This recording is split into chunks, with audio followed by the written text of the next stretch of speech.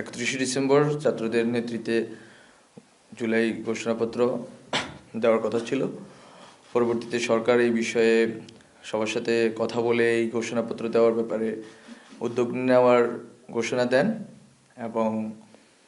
গত 15 দিন 12-13 দিন আমরা যে এই ঘোষণাপত্র ছাত্রদের যে ঘোষণাপত্র আছে সেই ঘোষণাপত্র অবলম্বনে ঘোষণাপত্র একটা খসড়া আমরা প্রস্তুত করার চেষ্টা করেছি আমাদের অ্যাডভাইজারি কাউন্সিল থেকে এবং বিভিন্ন রাজনৈতিক দল স্টেক হোল্ডার যারা আছেন ওনাদের সাথে কথা বলার চেষ্টা করেছি, ওনাদের অভিমত নেওয়ার চেষ্টা করেছি। সবার সাথে আমাদের কথা বলা হয়ে ওঠেনি, কিন্তু বৃহত্তর রাজনৈতিক দল বিএনপি,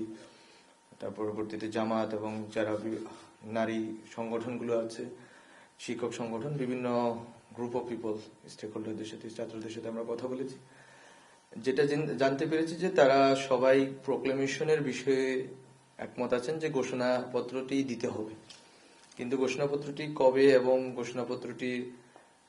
ভিতরে কি কি কন্টেন্ট থাকবে সেই বিষয়ে এখন আমরা ঐকমত্যে পৌঁছাতে পারিনি। ফলত আমরা আগামী বৃহস্পতিবার আশা করি সবাই মিলে সর্বদলীয় একটি বৈঠক হবে। বৈঠকের স্থান এখন নির্ধারিত হয়নি, কিন্তু বৈঠকটি হবে এবং যাদের সাথে আমাদের যোগাযোগ হয়েছে ইতিমধ্যে রাজনৈতিক দল এবং বিভিন্ন পক্ষ, তাদের অলরেডি আমরা বলেছি বা তাদের কাছ থেকে এক ধরনের বক্তব্য পেয়েছি যে এইভাবে করা সম্ভব এবং আশা করি আগামী পরশু বৃহস্পতিবার এই বৈঠকের ভিতর দিয়ে একটা ঐকমত্যের ভিত্তিতে একটি দলিল প্রণীত হবে এবং সেদিনেই আমরা কবে ঘোষণাপত্রটি জারি করব এবং সরকার কিভাবে ঘোষণাপত্রটি জারি করার ক্ষেত্রে ভূমিকা রাখবে তা স্পষ্ট হবে।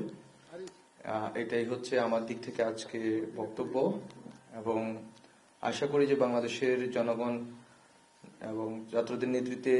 যে গণ অভ্যুত্থান পরিচালনা করেছে সেই গণ অভ্যুত্থানের একটি প্রেক্ষাপট এবং গণ অভ্যুত্থানের যে প্রত্যাশা তা এই ঘোষণাপত্রটিতে প্রতিফলিত হবে এবং সকল রাজনৈতিক দল এবং পক্ষের মতামত নিয়ে ঐকমত্যের ভিত্তিতে